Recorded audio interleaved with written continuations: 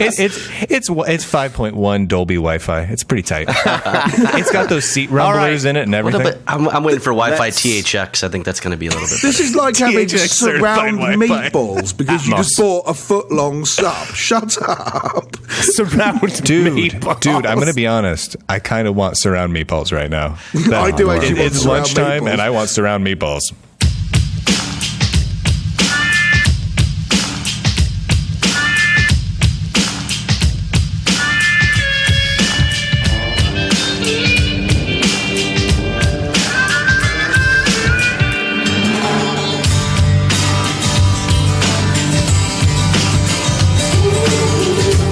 Welcome, boys and girls, to episode 75 of the best podcast on this website. This is, of course, Bad Voltage. My name is Bryan Lunduke, and I'm joined by three of my unnamed friends.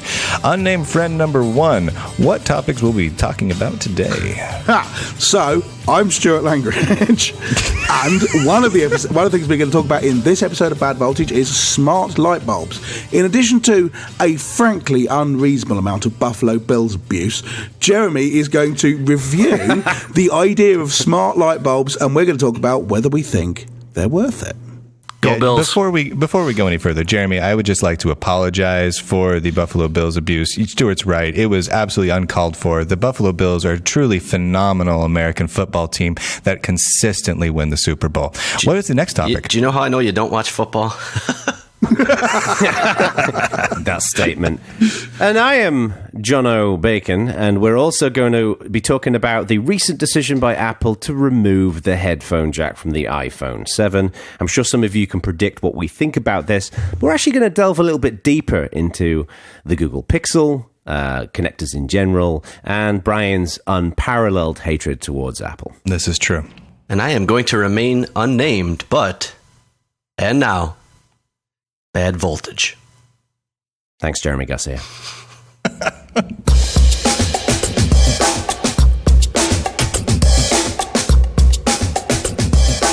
I'm pretty sure that anybody who listens to Bad Voltage has not escaped the news that Apple have released the iPhone 7, and among various improvements to the iPhone design and features, they've decided to remove the headphone jack. Now, the headphone jack has been around on phones, on devices for over 100 years, I believe. It's been around for a long time. It's not that old, but it's probably... I think it was invented in like 1880 or something like that? Let's see, the quarter inch was 19...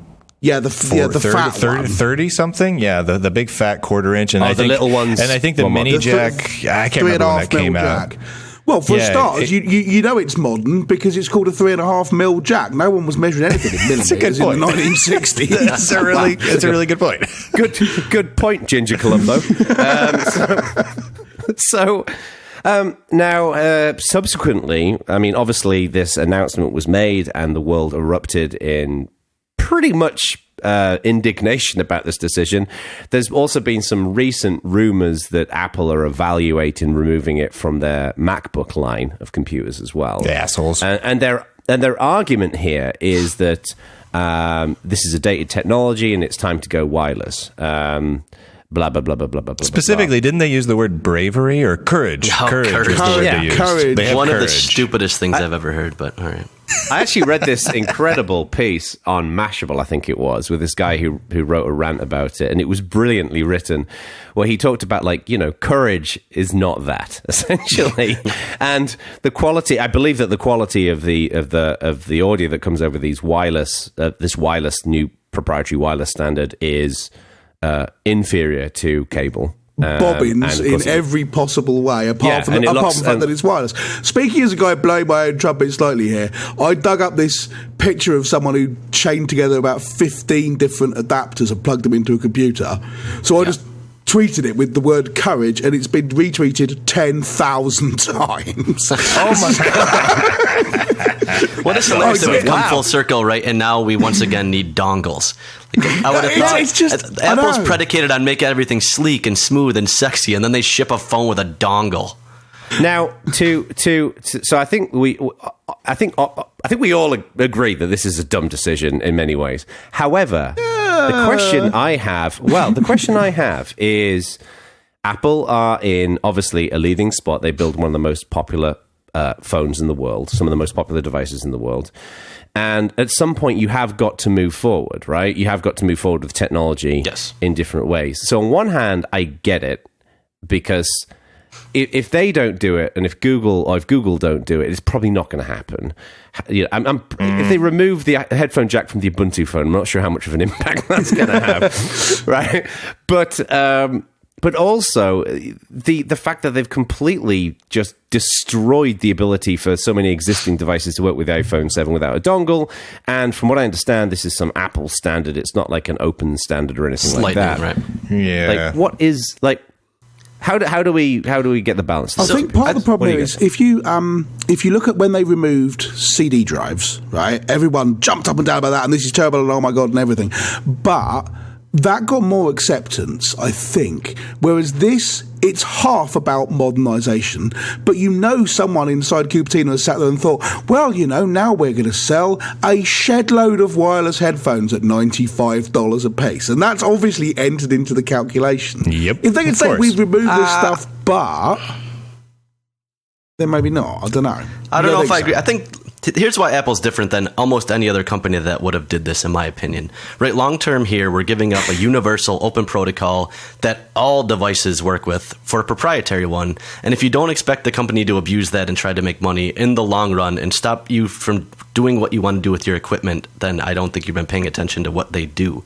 And the difference is, and I think part of the problem for me with this decision is, if they would have said, okay, we're removing the analog jack, but we're replacing it with USB-C, which is a standard that everyone uses, that would have been a completely different thing than saying now the only jack on this thing is Lightning, which is proprietary to us, and we license at a fee. So, for instance, if you use Square, it used to just work because you could plug it into the analog. And I know for now they have the dongle that works, but they clearly, I think, were annoyed that people can just plug something into this and have it work however they want without paying us. That's ridiculous.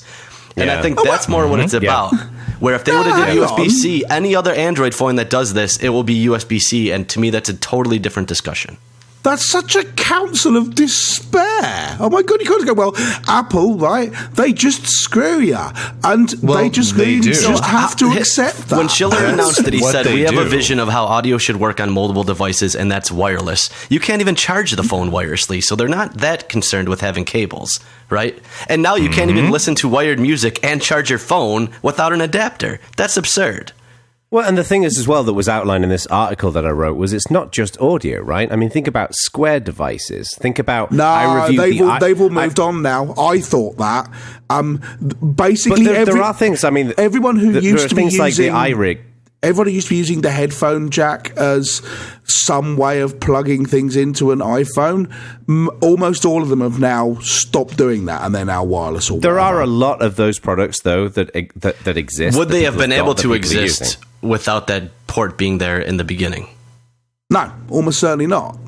Okay, so that's a better question to ask, I think. But exactly as Jeremy says, Apple don't want you taking your unbeautiful third-party device and plugging it into their shiny iPhone. Wait. To be clear, it's nothing to do with the beauty of it. It has to do with the profit of it. Apple doesn't give a shit if things look good or bad. They care if they make money from it. It just so happens that they've built their brand around looking good. I don't think those two things are mutually exclusive. I think they care about both of those things. They clearly care about the look of their products and services, given the fact that having had an intimate knowledge of Apple for the last 25 or so years and worked with them really closely, I know without any doubt that they could give less than 2 squirts out of my butt what it looks like if it sells really well. I know that's an absolute fact. Absolute bullshit. I don't believe that for a total second. Fact. Total absolute fact. Look at the design. Look, say a lot of things about Apple. The fact that the design is incredibly shitty. I agree.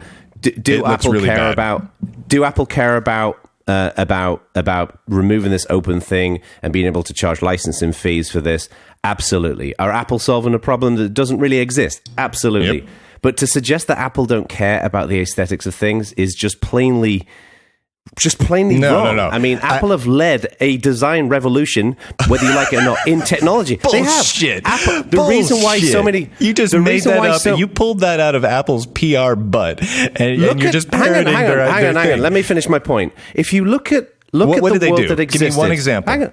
Let me finish my point. If you look at the world that existed before Apple started designing their products and services in the way that they've started doing them, computers were beige, they were bulky, they were ugly. Not true. Not true at all. Apple changed the quality of the boxes that things come in. And some that were bulky. But that is not true across the board. They didn't invent good-looking stuff. And they they haven't just made good-looking stuff. They've made some good-looking things. Not entirely. Here's the thing. My general stance on this is simple. If people are buying Apple products, they're buying them with the knowledge that Apple is going to fuck them with an oversized dildo. You know that going into it. You know that if you're putting a lot of money into purchasing content on iTunes, you know that you're going to get screwed. Not just in terms of total cost, but in terms of what you can do with that content and how long you can keep it. Didn't they push the music industry to do all DRM-free music? They didn't really push it. So they kind of twisted people's words a bit. That becomes a whole different thing. But they didn't really push it from that side of things. In fact, Apple has kind of forced people into the opposite approach. If they cared about DRM free, if you went and you purchased applications and software through iTunes of any kind, you would just simply have that software forever and it would be yours. But that is not the case right now. And that will never be the case with Apple because money is everything to them. They're a for-profit corporation. That's what they do. And Jeremy was absolutely right. They removed this port from the iPhone because now they have a proprietary standard, quote unquote standard, that they can charge people for, and they couldn't before. Yeah. This is 100% about money, just like everything else they do. Now, bear with me here. I agree with all that entirely if you assume that what everyone wants is wired headphones, right? But I brought this up with a bunch of people I know who are iPhone users, and essentially all of them, with the notable exception of my daughter, have said, I've already got wireless headphones anyway. And I said, you've got wireless headphones? You charge them up all the time? Are you mental? But loads of people are already doing it. I was genuinely surprised at this. Neve hasn't, but that's mainly because if she showed up and said, I want a pair of headphones for £100, she would fail the dad laugh test.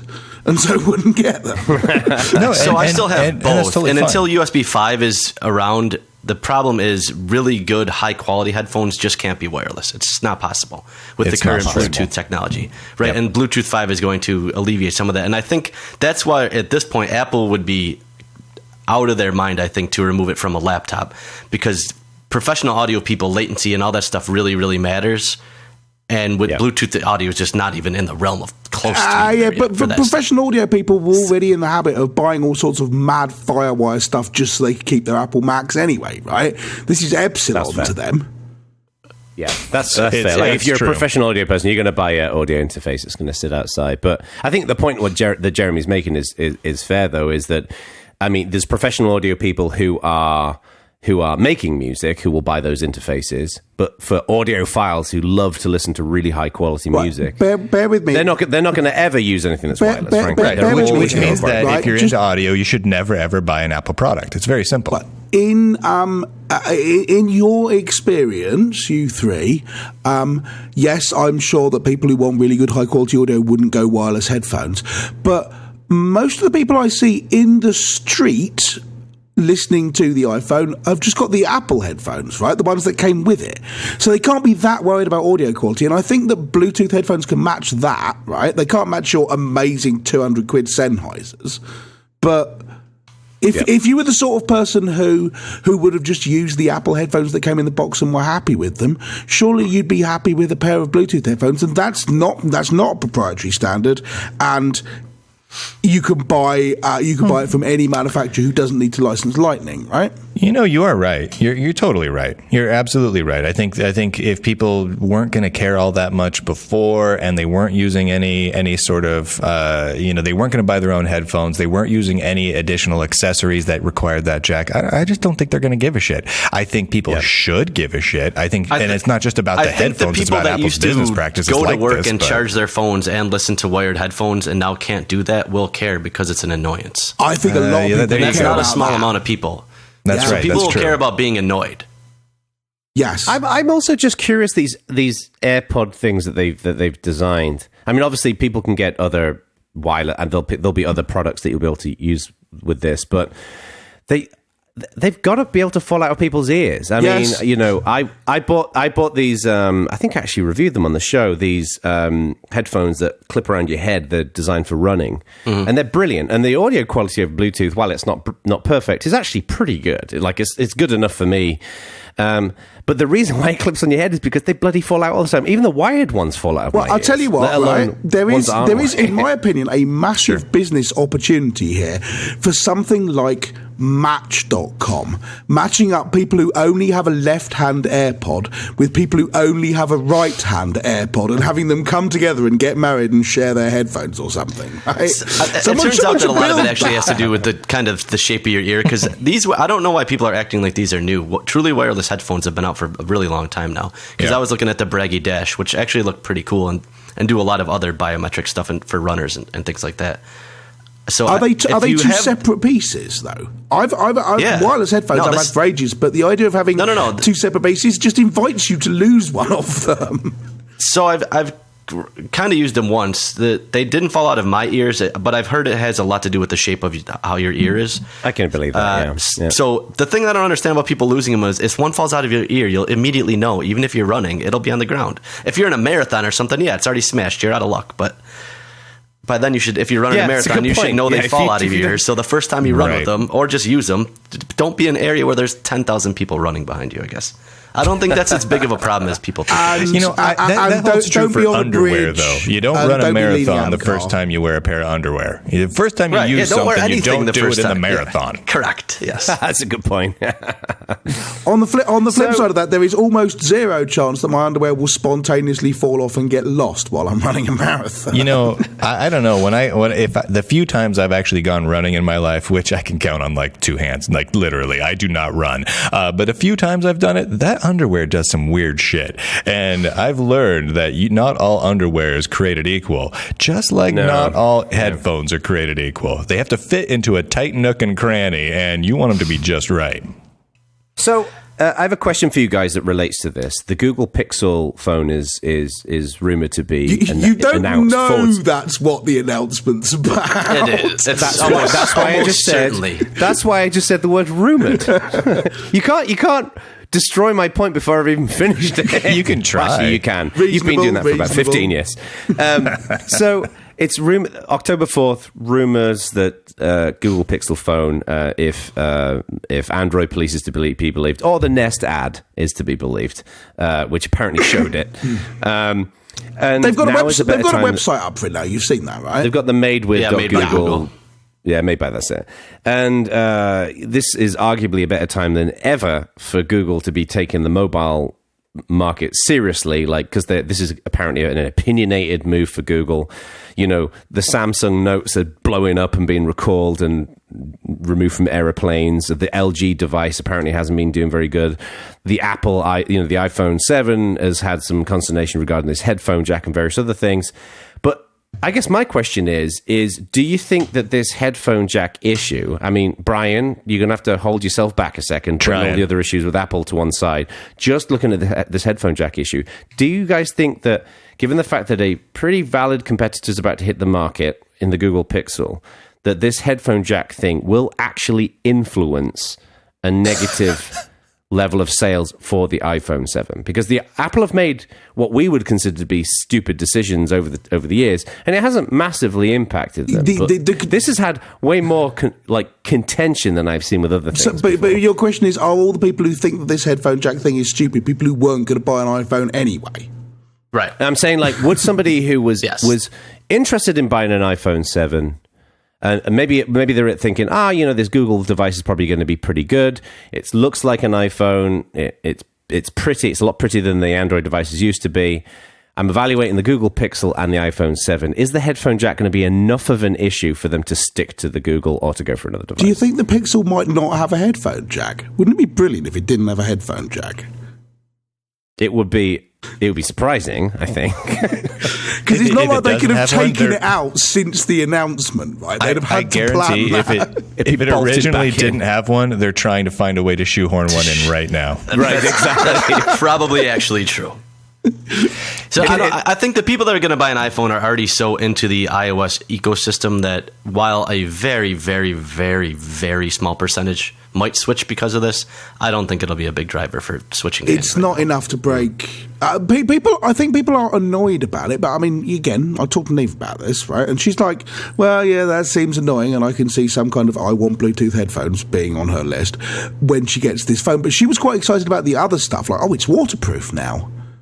You know? That's something that every phone should be from now on. I don't know why it even has taken this long. Yeah, I agree. To be fair, watching the other bits of the announcement that Apple made when they presented the iPhone 7, there's actually some pretty cool stuff that they've put in there. No, there's not. So I can see how this. I know what you think. So I'm going to flip your question around a little bit. Do you think other smartphone manufacturers, obviously with the exception of Motorola's, whose flagship already doesn't have a headphone jack, do you think other smartphone manufacturers will follow suit specifically on their flagship devices?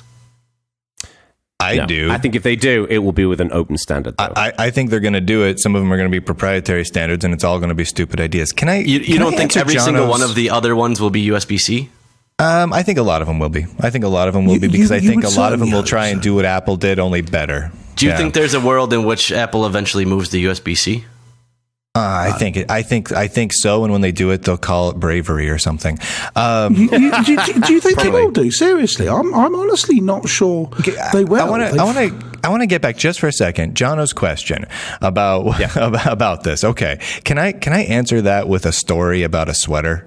Because I feel like that would be the only way I can answer this. I'm going to go ahead and tell the story. It's the only way in which you could answer this. I can't think of another. So last week I took my daughter out shopping for some back to school shopping, right? And while we were at the store, I decided I needed some new sweaters. The weather's starting to change. I just want to buy a new sweater. We were at the store, and there was two sweaters. Both of them looked totally nice. I went in and I was gonna try them on. I was in the dressing room slipping those sweaters on. I tried one of them on, and it fit totally fine. It wasn't great. It wasn't bad. It fit fine. Like the cuffs were a little bit tight, but otherwise, I'm sure that would loosen up, and it was fine. It was a comfy sweater. I put the other one on, and I felt like it was trying to kill me, like a boa constrictor was squeezing the life out of me. Like, I swear to God, it was the right size, but there was just something about the way the sweater was built where it made my life significantly worse in every possible way. It was tight around the arms. It was tight around my boobs. It made me feel like I had like D-cup boobs somehow. Like it looked bad. It felt bad. It hurt. And to make matters worse, it had this tag. Like some clothes have tags that you don't really notice, but then you get the odd shirt or something that the tag just itches like a motherfucker. This one had the itchy fucking tag. Now, here's the thing. The itchy tag is like the goddamn headphone jack. Yeah, if all things were equal, that might have made the difference for me. But the sweater was trying to destroy my life already, so I just don't care. The itchy tag didn't enter into my buying decision-making process because I hated the sweater and it made me look like I had the most gigantic man boobs in the history of man boobs. And so it just didn't enter into it. That's how I feel about Apple's headphone jack. But that's you already weren't on the list of people who were about to buy an iPhone, so they lost exactly zero consumers in that case. They don't care about that. No, you weren't on the list of potential right. But here's the thing: that sweater. No, see, I'm not. If companies existed to make products for you, they would sell one of each product, and that's it. No, this is true. This is true. You'd be really happy with it. So yeah, here's the thing. People make bad decisions all the time. This sweater existed. People probably are out there buying this sweater. Now, this sweater, it wasn't going to fit on any of the three of us. Well, maybe Jeremy, but the other of us, it wasn't going to fit on any of us, right? It's the market was incredibly small for the people that this sweater wouldn't choke the ever-loving life out of. And realistically, the iPhone is the same way. The fact that people buy it doesn't mean that it's not hurting them, doesn't mean that it doesn't have horrible aspects to it that no human being should ever have this in their home. But people are still going to buy it. The headphone jack, it's no human being that has the same ideals as you have, which is not all human beings. I just it's all about personal trade-offs, which we went through in the last other segment. And you know what? Other people have a different outlook on that than you. We're probably going to go through it in the next episode as well. Just going on a guess here. But I mean, so I'm flipping the question around again, right? Rotating question. Do you think it's possible that the new Google Pixel phone or some other phone could be as good as or better than an iPhone to iPhone users and not have the headphone jack problem? So at that point, Brian's point about the headphone jack is like the itchy tag. If that's the only difference between two things, then you'll get the one without the itchy tag. So is anyone who is thinking about buying an iPhone 7 going to look at the Google phone and go, wow, that's about the same as an iPhone and it has a headphone jack, so I'll switch? I think that what... So I have to admit, I've been refreshing Google News for updates about the Google Pixel phone for the last couple of months. I've been looking forward to this. Part of the reason is because my phone is a piece of crap because I had a Nexus 6 and I dropped it on the floor, so I'm using a backup Samsung phone. But part of it is I've been ever since Jeremy and I got these Pixel tablets, I've been so impressed with the build quality, with the functionality, with the execution that they've put into that.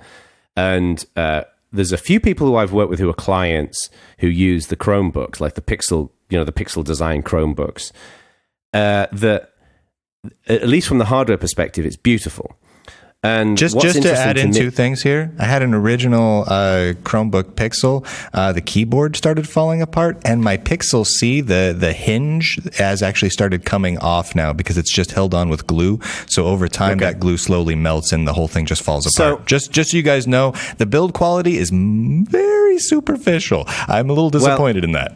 So anyway, but the thing that I think is becoming really exciting about this is Android is just getting, I think, better and better and better in terms of ease of use, in terms of the fact that it's pretty, it's reliable, but also the services integration is just completely outpacing Apple, right? So, OK Google is... Eric and I, one night, just sat there and compared the two. Like, she's got an iPhone, and I compared OK Google on my Samsung phone. It just blows the pants off what Apple's doing. So I think what's going to happen is, I think the thing that's been holding a lot of iPhone people from moving over to an Android phone primarily has been the fact that they want a beautiful, good-looking device. And when you've got that and you've got better services integration, you've got an operating system that's basically as easy to use, I think that's going to make a real risk for Apple, and the fact that, and I don't think at least the rumors around the Pixel seem to suggest it's going to be as close to an iPhone as anything that's existed as an Android phone. With each Android phone so far, arguably you can find... Well, that kind of balance. And I don't mean that snarkily. I genuinely don't know.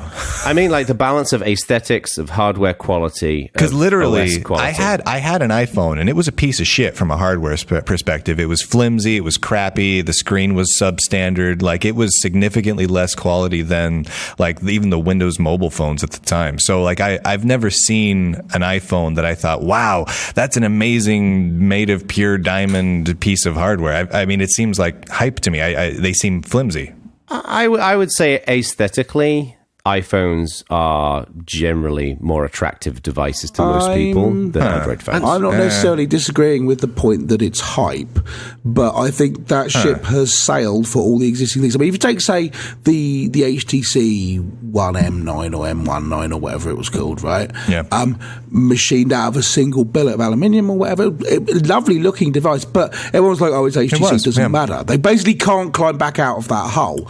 Google are, with the Pixel range, managed to start at high quality and maintain that. So people, it's genuinely hard to be objective about is this thing actually aesthetically pleasing, but the market tend to go along with the perceived view of what a company produces, and if that company has ever at any point produced a cheap, nasty thing, it tends to pull their brand down, which is why Apple stopped doing the 5C, because they went, yeah, we can make cheap iPhones, and everyone went, cheap plastic iPhone, and it tarnished the brand as a whole, I think.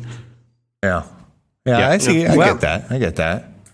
I tell you what, I'm sure we'll probably cover this in a future show, but I'm dead curious to see what this new Pixel looks like. If you'd like us to cover it in a new show, reviews at badvoltage.org will put you in touch with us, ready to send us 4 Pixel phones. 4 Pixel phones.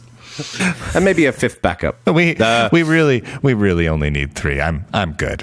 I don't need more phones around me. Let me ask you guys this: are any of you guys actually? Do any of you have an iPhone currently? No. No. Depends on your definition of have. It's not my primary phone. I have an iPhone 5 on my desk, which was my primary phone, and I now use it for testing. Okay. So you know what? I don't really think a testing device counts. I used to have a Mac, but I never really used it. I just use it for like build testing or whatever. Yeah, no, it was my primary phone, but now it isn't. But then you got better stuff. It's cool. Would any of you guys consider buying this new iPhone headphone jack or not? No. Yep. No, not at all. You would? I would. Stuart? Yep. Really? Are you going to? At the moment, I'm not shopping for a new phone. 6 months from now, my big problem with the 7 is it's too big. If they came out with a 7 SE, which is the size of the iPhone 5, like a little one, the iPhone SE came out and it's the size of the iPhone 5, and that's the right size for a phone to me. Right? If they came out with a new model of the SE and it didn't have a headphone jack, I'd consider it. The fact that it doesn't have a headphone jack would be a big point against it, in my opinion. But it's not in itself a knockdown reason not to buy it. Okay, so but I mean, you're the only one that can really answer this question then, because I clearly would never even consider it. So is the headphone to provide jack... maybe a comparison? I am going to buy the Google Pixel almost certainly. If that doesn't have a headphone jack, I'm going to buy it anyway. This is just not that big a deal. Would it be a knock against it if it didn't have it? I would prefer it to have a headphone jack. Like if you could have like two models, one was $40 more expensive but came with a headphone jack, would you pop the extra 40? I'd pop the extra 40 because then I wouldn't have to buy new headphones. So. Would you I think spend especially if it supported wireless dongle? Charging? Yeah. I didn't hear any of that. I didn't either. That was just a lot of talking. Would you just pay a wall of delightful noise? Would you pay $20 on a dongle which connected its port at the bottom to a headphone jack? Or would you be happy if that came in the box for free? Would you use it? Or would you go out and buy new headphones anyway? Honestly, I'd just go out and buy new headphones. I just sink the cost and just go out and get new stuff. Jeremy, ask a question about wireless charging because that's really interesting. Well, I think if a phone with USB-C and wireless charging is a different conversation than a phone with Lightning and no wireless charging. Because it just changes what you can do with it. Yeah. I'm not necessarily following why having USB-C is miles better than Lightning. It's better because it's an open thing, yes, but it's not that much better. I've still got to go and buy new leads anyway. You can't buy cheap leads because they don't work half the time. It's not like I have loads of USB-C stuff. You can't. Yeah, but you will end up having loads of USB stuff. Yeah, but you can't. That's because every single device is going to have one thing, and then one singular device, the iDevices, are going to have the other one. Only if you're not already an Apple person. If you've got an iPhone and an iPad, they're both Lightning. Yeah, no, you're right. I mean, you've already bought into that ecosystem. What do you have that's USB that you need the charging? Right, and that's why Apple does that, because then next time you want to buy a non-iDevice, you're like, well, you have to buy all new stuff. Yeah, but I've got to buy all new stuff. I've got to buy all new stuff when I buy a USB-C thing. The lesson you should learn from that is you should stay away from those devices because they're locking you into one singular company. Yeah. Oh, Jeremy, I want to hug you right now. I'm not for. So that's why I don't buy those devices. But I've already got a lightning I don't know why you cable. wouldn't see that as dangerous, not just as me or you, but as an average consumer. It would strike me as odd if I was a non-technical Apple fan, and every time I saw any other electronic device from literally any manufacturer in the world that was an Apple, they'd be like, well, how come those all have one thing and I have a different thing? Word. Yeah. That should always make you nervous as a consumer. I agree with regardless that. of if you're technical or not technical. It does make But me obviously, nervous. most people just... Obviously, a lot of people don't care. just don't care. 25% Yeah, of the people market care. just don't care. I wish they did care, but they don't. Until Apple mean, decides to change their it- interface again and they have to buy all new stuff or have change dongles like your retweeted picture. Yeah, but that's exactly what they did when they went from the 30-pin dock connector to Lightning. And everyone bitched about it, and nobody stopped buying the phones. So, Right. so But that it was basically is- just a charger. You know, in thinking back in the past, so I used to be a Mac guy, right? I mean, that was my thing. Like, I lived in the Mac universe back during like the Mac OS 7, Mac OS 8 days, pre-OS 10 and all that stuff. Back when USB was first becoming a thing and Apple was changing everything over to USB. Before USB, all the peripherals, keyboards, mouse, everything, they used a connector called ADB, which looked a lot like a PS2 port, right? It was a little circular PS2 looking port. It was actually really similar. Now, when they switched over to USB, there was about 5 seconds of, I can't use my stuff. And then everyone realized, there's little itty bitty tiny plastic adapters that you could go from ADB to USB. And then immediately the story changed among the community to, yay, isn't it amazing that we live in a technological world where Apple can innovate and push things forward and choose new ports, and we have great little adapters? Look at my adapters. And they had little fancy adapters with different colors on them and all sorts of things, so we could use our cool little trackballs and whatnot on the new iMacs that had just come out, and for the first time Macs had USB ports, and it was amazing. Well, and I just think it's interesting that was the approach back then, and that was the response back then, and the response nowadays is quite a bit different, and I just think it's interesting. A kind of side point to that, as I understand it, and I'm not sure I understand this correctly, and I'm happy to be corrected, I think the new MacBooks charge off USB-C. And I'll bet money your laptop has a proprietary only works in laptops from that manufacturer charging connector. You're in fact, it totally probably right. only works You're totally in right. that individual laptop. Yeah. But it didn't Yeah, stop no, you you're totally buying it. What? We're not all you're rushing totally out right. buying MacBooks just because they charge. And that's exactly the same thing, isn't it? This is kind of the point I was making earlier. I don't think it's the tag, right? It's the itchy tag. Like, yeah, you know what? Yeah. I would prefer, like, if my Dell laptop charged purely over USB-C, got rid of the proprietary outlet entirely.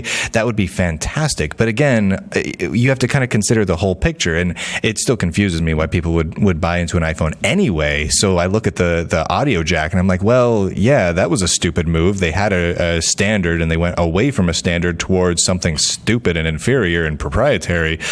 But it doesn't really matter because the rest of the phone's stupid anyway. Well, I think part of it is that people just dealing with annoying connectors is something that we live with in our lives, right? Like whether it's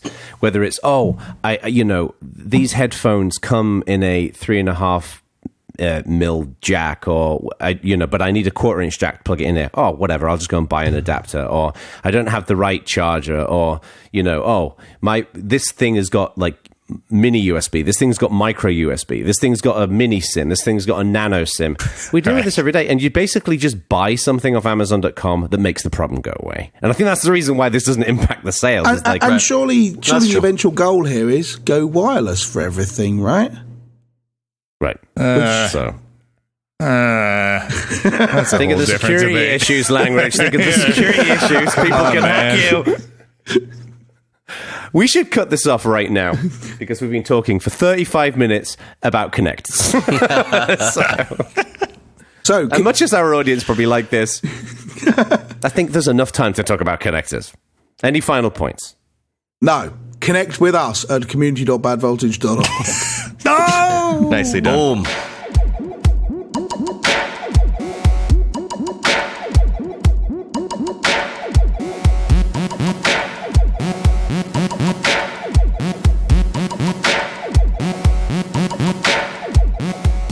The Bad Voltage team thought it would be interesting to have a discussion about smart bulbs, whether they're a good idea or not, what the future holds, etc.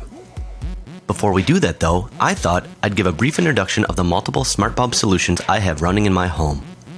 The first system I have running is Philips Hue. Based on the low-power wireless mesh networking Zigbee standard, this system requires a hub to operate.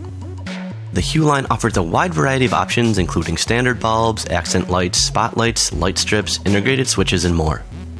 Setup is a breeze, and while the stock app could be more intuitive, the large number of third-party applications and integrations more than makes up for that. The bulbs are bright and color saturation is acceptable. One downside to this option is that it's on the pricier end of the spectrum. The second system I have running is LifX. Based on traditional Wi-Fi, no additional hub is needed. The LifX line is limited to standard white and color bulbs at this time, although they have said that additional options are coming in the future. Setup is once again a breeze, and the stock app is intuitive and full-featured. It even includes some nice touches such as cool effects baked right into the app that you can only get with Hue by using third-party apps. The number of third-party integrations isn't as large as Hue, but has been growing steadily as of late. The bulbs have the greatest brightness and color saturation of any smart bulb I've seen, and the price of LifX bulbs are comparable to those of Hue. Depending on your needs and design requirements, I'd recommend both systems. Keep in mind there are less expensive options available from the likes of GE, Wink, Wemo, Cree, and quite a few others, but I've never used those, so cannot comment on how they compare.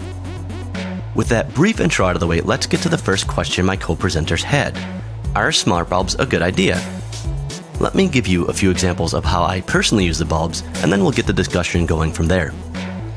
First, on the more practical side of things, I have a bunch of automation set up that make my home safer and more convenient. Open the front door when it's dark outside and my living room lights go on. Open the basement door and the basement lights go on, which is especially handy when you're doing laundry. Next, as I have Redshift adjust the color temperature of my screens at night, the lights in my office also adjust to reduce the amount of blue light as it gets later.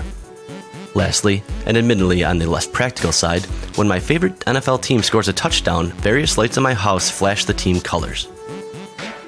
So, fellow presenters, what do you think?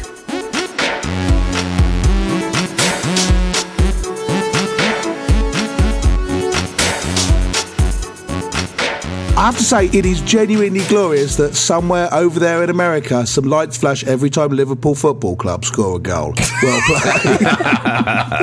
Well, listening to the review, Jeremy, first of all, how often do you actually get to see the lights flash, what with you being a Bulls fan and all? Because the Bills are abjectly terrible. Not often. It's like, I don't know whether this works. It should work. Makes me a little sad. I will concede. Not ideal. Oh, that's fair. All right. So in reading through all this, I think it's cool. I like to tinker, and I totally get how it's super cool to tinker with, light bulbs and connected light bulbs and hooking them up to other systems to like do cool things. I totally get that. But I can't help but stop every time you talked about the light bulb needing wireless connectivity to a server or a hub system. I had to stop myself and think, okay, so you are intentionally creating a security vulnerability in your home for the purpose of light bulb tinkering. And that's where I stop. That's where it stops me every time, because it just doesn't seem like it's worth it. Considering what's the worst that's going to happen? Someone's going to switch his lights off? I was going to say, two comments there. Are you screwing with me? Like, literally, you're providing the information up to in some cases, proprietary service that says, here's when I'm going in and out of specific rooms. Like, that's creepy as shit. That's fair. The light bulbs themselves don't have motion detectors or anything like that, so they don't expose that data. I have other sensors in the house that do expose that data. Yeah. Right. Although, to be honest with you, if what you're looking for is the perfect canonical platonic example of a data transmission thing which has a side channel, the lights in your house are it, because you can find out whether you're in or out of a specific room by just sitting on the street and looking in the window. That's true. Yeah, that's fair. That's fair. But normally you don't upload that data to the cloud. You know what I mean? It's like a toilet. I've seen, like in Japan, they have the crazy fancy toilets with like the heated stuff and the LED things and the swivel arm with the TV on it. And that's well and cool, because I like to take a glorious shit as much as the next guy, but I don't want the information about how long I'm shitting to be uploaded to the cloud in a proprietary service so that people know when, how long, quantity, and what I did on that toilet. These are things I just don't want to happen. And the light bulbs, while not fully as invasive as the shitter example, are just like a step in that direction that just makes me Well, if it was an open source service, would you feel more comfortable? Or is it the fact that it's a proprietary service? Or is it just the notion of uploading it anywhere that makes you feel uncomfortable? Both make me uncomfortable. The proprietary makes me extra uncomfortable because why would anyone want that data in a proprietary service? That's just so creepy. So one good thing, especially about the LifX bulbs, do have a LAN-only ability where you can completely shut it off from the cloud. You obviously lose a small amount of functionality in that. So the app you can go into on your phone and turn it on and off. If you disable remote access, obviously that will not work. But it has a local LAN only API, so can you do fair that amount of the without functionality going you can get through out of the it. application? Yeah. So like I can go to like a just website and like connect to the Lightbulb web server or something? Well, it has so there's two different APIs. One's a LAN API that only works over the local network, and then they have their cloud API that, if you generate a token, a LifX token, and all that, it'll work remotely through the cloud. But they're the same thing. Okay. Right? The app, which controls things via the cloud, can also do it via the LAN. So you don't lose, the functionality you lose is being able to stand somewhere that isn't your LAN and still control your light bulbs. Or anything that relies on the cloud service, which a lot of it I don't use, but yes. But any of the automations, you could, if you wanted to write them, let's say you were using OpenHAB, which is an open source server, you could still control the lights completely LAN only, not connected to any kind of cloud service at all, and it would still work. Right. But the Philips Hue doesn't do that. I mean, this is what I don't understand. They've got a hub. You have to buy a hub in your house, and then the hub talks to your light bulbs via Zigbee. So the reason it needs a hub is because the Zigbee protocol dictates that there has to be one always-on service that's plugged in. Having a hub's not a problem. Right. I don't see a problem with having a hub in your house. I don't see why the cloud's involved. The Hue lights themselves, there is a LAN-only way to control through the hub the lights. Right. But it is, because of the firmware upgrades and everything would stop working on the Hue, you would lose a little bit more functionality, but both of them you could get to be somewhat useful, completely unconnected from the internet. Right. Certainly the Hue as well, the Hue hub, its control protocol or whatever has been reverse engineered because Hero of the Revolution, Matthew Garrett did it.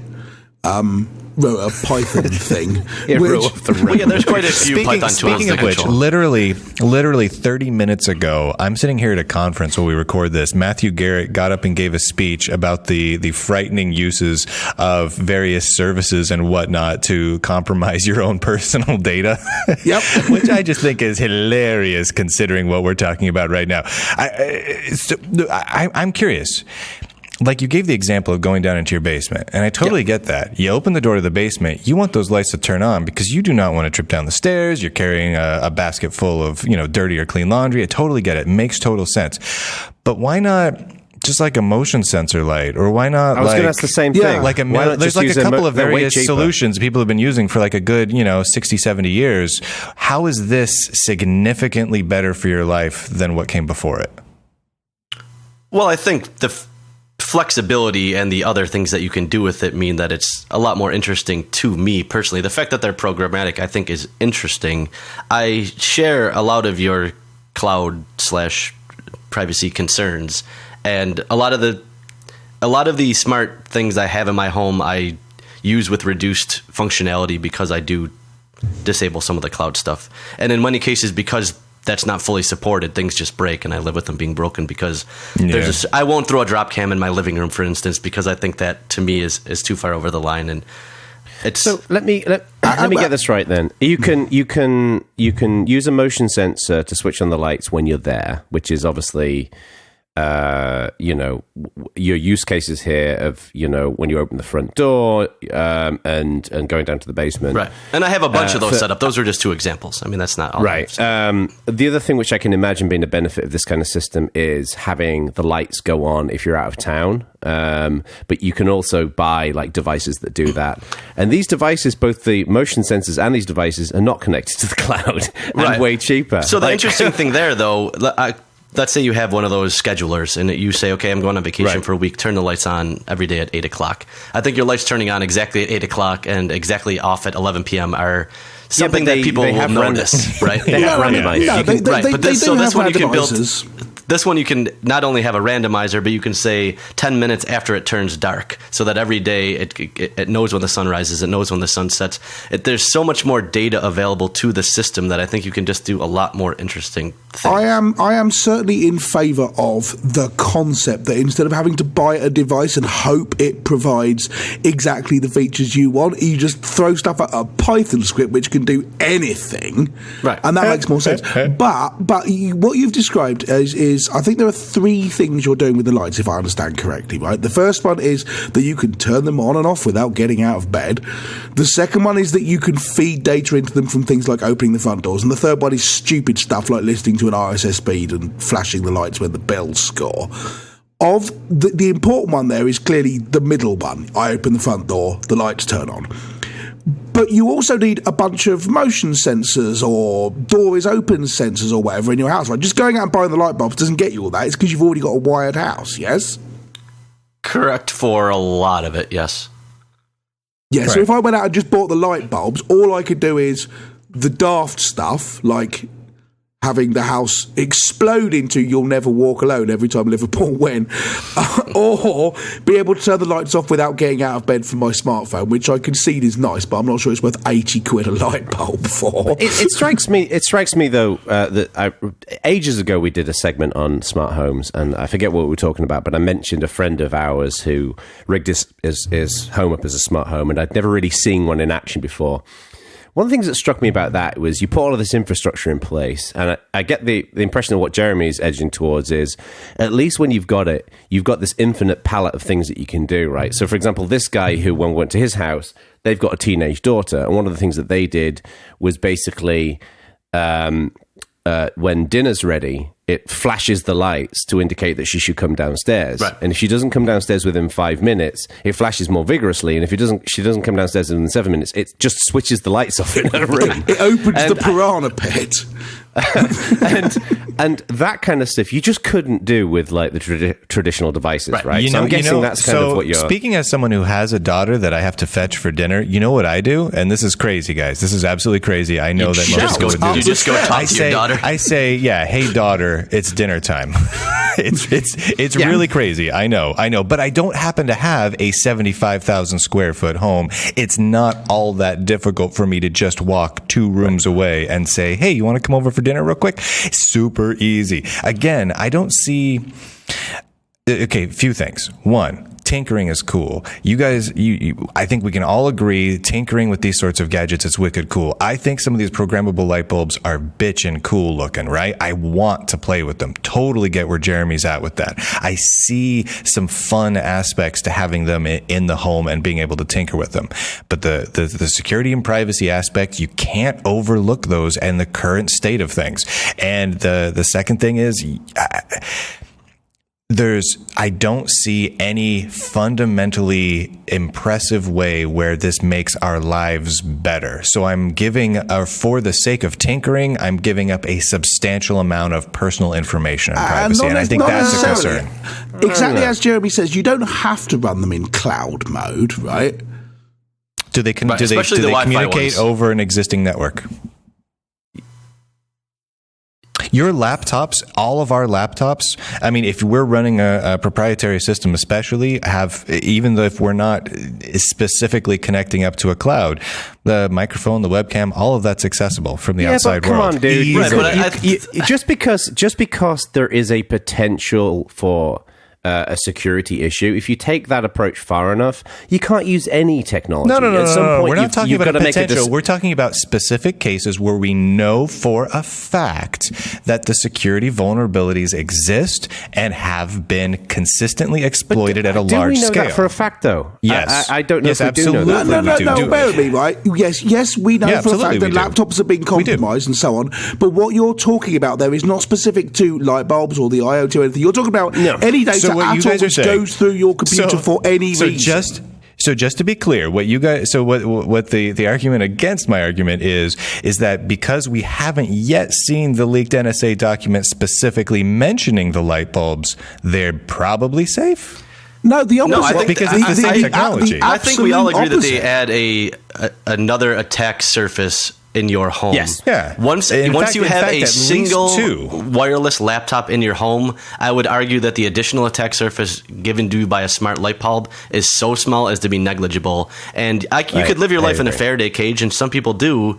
I'm personally not willing to do that. I'm also not willing to give up unlimited amounts of data, but I think everyone's going to make a personal decision on what they think, where their personal line is, right? I think in this show we've made it pretty clear you're really far on one side, Jono's really far on the other side, and Ack and I are somewhere in the middle, right? I think it's more of a personal decision, but as long as you understand what is involved, which I think all four of us personally do, I don't think the average American certainly, or even average person worldwide, is aware. But once you're aware of that, then you're just making personal decisions, and all of our tolerances are clearly a little bit different in that regard. And I do, I think you're right. Certainly if you look at, we mentioned Matt Garrett, he's been going through reviewing a bunch of these on Amazon. And the reviews are all about, he spent time looking at the protocol by which you talk to these individual bulbs, and some of them are actually really good. You know, they encrypt the data, they deal with it securely, and so on. So your communication backwards and forwards is fine. Other ones, anyone who can connect to your LAN can control your light bulbs. Anyone who's standing near your light bulbs can control your light bulbs in some cases. So I do think there is definitely value in evaluating, is this one more secure than others? If you're just going to rule out the whole idea of light bulbs, then you don't need to have that discussion. You just don't get to have the light bulbs flash when the bells score. Right. Well, I barely get to have the lights flash when the bills score, so I don't know that that's exactly. And I think we talked about this, if I remember right. It sounds vaguely familiar, but I think what we need along that issue of what consumers know and what they don't know about these things is there should be some kind of way of determining how important security is in these different products, because it would be unfair to characterize any product by a general rule. Like, not all cars have got the same safety standards, for example. Sure. Yeah. And I'm sure it's the same with these products. But that's the challenge right here, is that it's difficult to actually make that judgment call without delving right into all of the details or knowing Matthew Garrett. Right. Cool. Well, I'd be curious to know if the Bad Voltage community have got any light bulbs set up, or if they're going to use them, or if they support teams that actually score goals. Well, statistically speaking, they support teams that score more goals than the Bills. So, I mean, probably. I think I support more teams, and I don't support any team. I'm sorry, it's Jeremy. Really unfair. I don't know anything about the Bills. I don't even know what game it is. It's not American football. They're not the worst. To be fair, they're not the worst. Saying you're not the Cleveland Browns is really not an encouraging statement.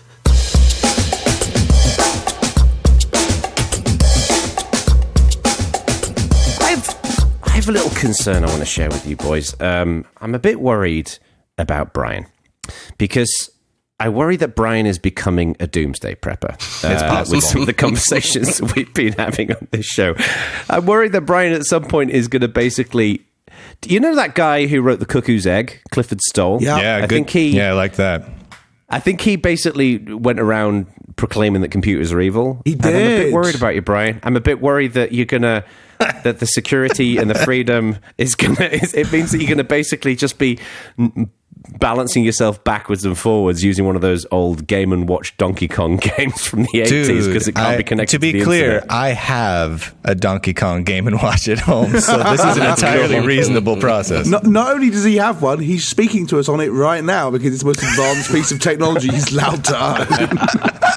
You know, guys, if I could find a way to make that work, I totally would. I do find your deep-rooted hatred of Apple interesting, considering given the two... although, I guess I don't. I'm going to answer my own question by you don't have a phone. But I was going to say, given the fact that one of the manufacturers has chosen to mine data and sell that as part of their service and one hasn't, I'm surprised you don't like the one that hasn't. But you just don't like either of them. I've written far more articles negative about Google than I have about Apple. I have concerns. So back to Jono's point, you're turning into a prepper. Perhaps, maybe a little bit, but a nerdy doomsday prepper who is trying to have amazing technology where I simply don't let people look at me naked through the webcam. I've told you guys my Xbox story, right? I would pay extra for that feature. So, because seriously, you guys have all heard the Xbox thing, right? Go on. Sounds vaguely familiar. All right, quick version of it. My wife bought me an Xbox One, right? I like game consoles, and games have always been my weakness, right? So, like, I'll buy game consoles from any company, no matter what, no matter how evil or whatever we may think they are. So, my wife bought me an Xbox One, and Xbox One comes with the newfangled Connect bar that kind of looks at you, recognizes you, and auto logs you in when it sees you. Right. Newfangled from like 10 years ago. Right. Well, newfangled when we bought the Connect 2. At the time. Oh, this is a while. Yeah, at the time. This isn't a brand new thing. She bought it. I was going to say, this is sounding like a bad voltage review. That's new. No. So it's so true. So anyway, it just stopped working, right? It just wouldn't detect my face. It detected my wife's face just fine. It wouldn't detect my face. And eventually I was like, well, it's fine. You can just log in with the controller anyway. No big deal. I don't worry about it. And then one day, I took a shower, and I come out of the shower, and I don't have anything on. I'm completely buck naked because I'd forgotten to bring in my clothes to the bathroom. So I'm dashing out into my bedroom where the Xbox is to pull the clothes out of the dresser, and then I hear this plukink, and I look over at my TV screen, and the Xbox says, "Hi, Brian," which means my Xbox One only recognizes me when I'm naked, and it can see my genitalia. Well, here's the thing then. Next time someone tells you look like a dick, you know they're telling the truth. I also find it hilarious that out of all that, you're concerned about having a smart light bulb in your living room, but you'll have a device that recognizes your facial features in your bedroom. I don't have that anymore. Now, this was when the Xbox first came out. My stance on this has changed a lot in the last few years because I didn't worry about it before. That was pre-prepper Brian.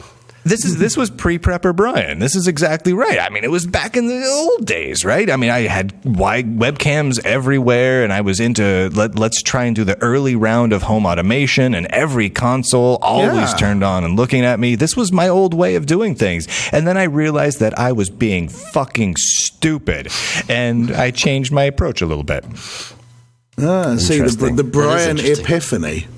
But it was really the Xbox naked moment where I kind of sat down after that, and I was like, yeah, it's looking at me naked. It sent data about me naked up to Microsoft's servers in order to identify me. Not only that, but it's storing that on its servers so that it can recognize me when I'm naked in the future. All that's clear to me is that Microsoft's facial recognition technology is really good.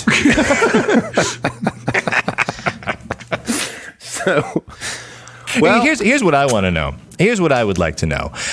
With our listener base. Now, we have a very, very nerdy set of listeners, right? I mean, we've got Linux and open source and tech geeks and programmers. We've got the people, the salt of the earth, if you will.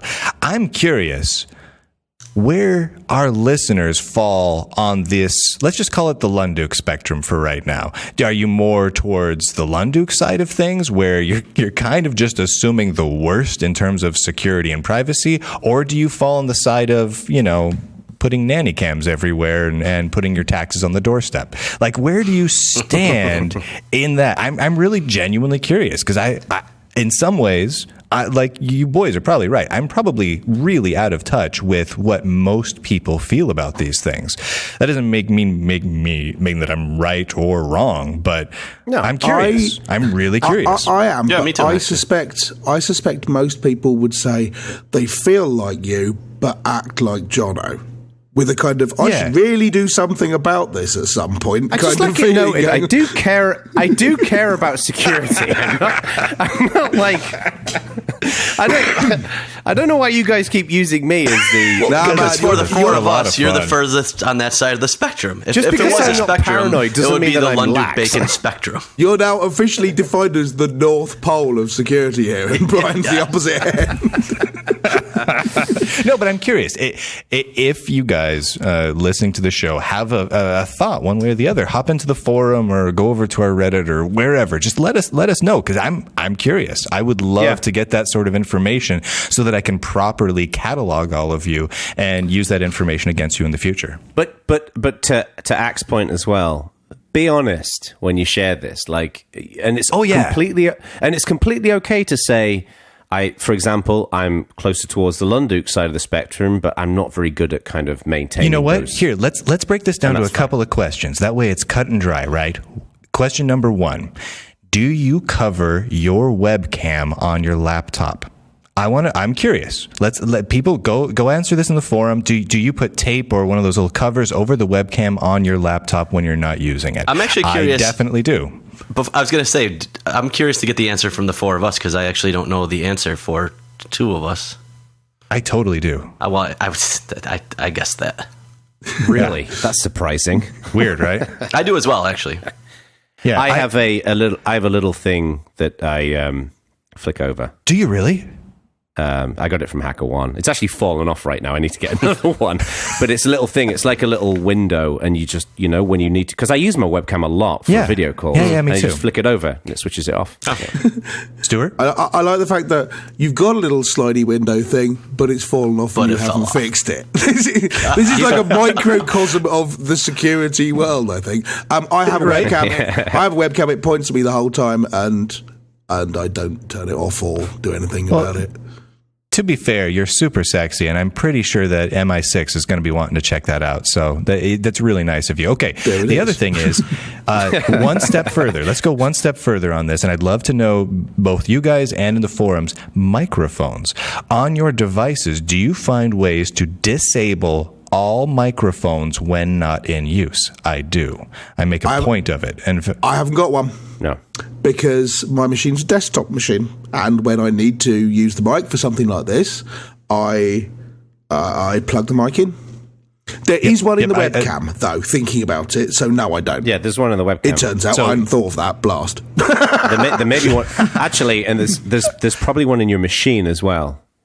I don't because think one time... Some you didn't turn desktops do have it. One time you didn't turn your microphone on, and all I got was PC quality audio. That did happen. That is disturbing. That was the one in the webcam, wasn't it? Maybe not. But yeah, maybe there is. Maybe not, apparently I just don't care about security at all. It turns out, which is terrible. All right, Jono. Jono. No, I don't. I mean Okay, fair, easy. No, I've got one more question after this, Jeremy. Okay. No, I try to unplug the ones that are unpluggable, but like the built-in one in my laptop, no, I don't do anything to disable it. No. Okay, all of us have wireless routers, right? Or wired routers. Do you lock down all ports except for the ones that you know you're going to be using? Yes. Nice. Yes. Good. Rubbish. Jeremy? You really don't, Eck? Jono Bacon, you've locked down the ports on your router. Yeah. How did you do this? Hey, John is surprising me right now. This is good stuff. I went into the Linksys thing and switched it. I looked it up on the internet. The new one's not just default to deny all, and then you have to open stuff. I wouldn't think anything new defaults to allow all. But bear with me, Brian. Are you talking about internally to people connected on the LAN or externally to people on the internet side? Both. Well, the internet side is all blocked off. I have explicitly opened a port which points to SSH on my internal server. And from there, I can stage to the rest of the network. But it does that for me. Everyone does that by default. There's no external ports open at all. Okay. Internally, it listens to 8080, if I remember rightly. But here's the thing. Here's the important part, and this is the part that I asked to you and to our community.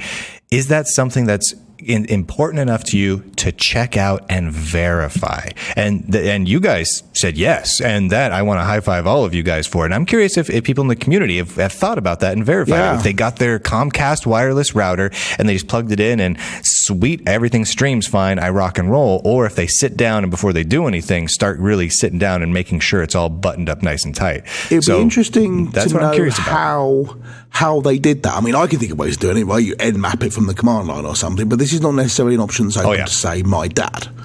So, yep. I think most people would do exactly what Jono said. They, load up like the Linksys web panel and check it out that way. And I think, and that may not be completely sufficient for actually locking things down. And in fact, it really isn't, but it's a huge good step.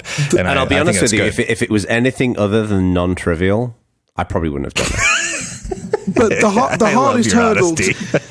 hardest hurdle to get over here is being aware that there's potentially a problem at all, right?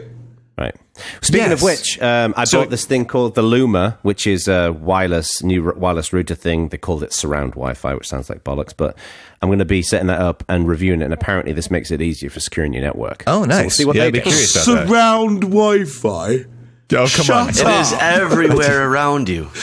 I told you it sounded like bollocks. It's basically Wi-Fi with a bunch of repeaters. It's 5.1 Dolby Wi-Fi. It's pretty tight. It's got those seat rumblers in it and everything. I'm waiting for Wi-Fi THX. I think that's going to be a little bit. This is like having surround Meatballs because you just bought a foot-long sub. Shut up. Surround Meatballs. Dude, I'm going to be honest. I kind of want surround Meatballs right now. I do actually want It's surround lunchtime meatballs. And I want surround Meatballs. Who doesn't want surround meatballs, apart from, vegetarians? But all right. They could have surround tofu or something. It'd be fun. I believe in the interests of making sure that we have listeners for next show, stop talking. Thank you, everyone, for listening to the entire episode of Bad Voltage. You're welcome. You've been lovely. We've been Bad Voltage. Thank you and good night.